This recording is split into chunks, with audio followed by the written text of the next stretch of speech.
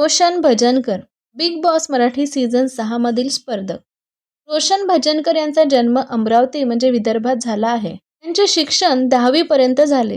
लहानपणापासूनच मेहनत, संघर्ष, शारीरिक कष्ट हेच त्यांचे आयुष्य राहिले.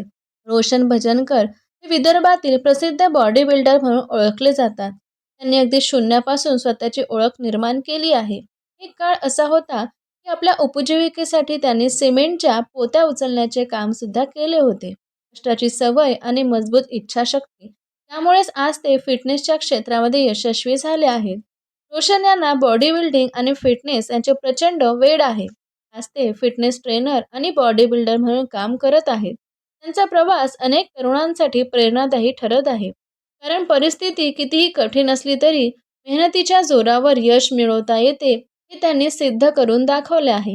बिग बॉस सीझन 6 मधील रोशन भजनकर आपल्या ताकद, शिस्तबद्ध जीवनशैली आणि स्पष्ट विचारांमुळे प्रेक्षकांचे लक्ष वेधून घेत आहेत.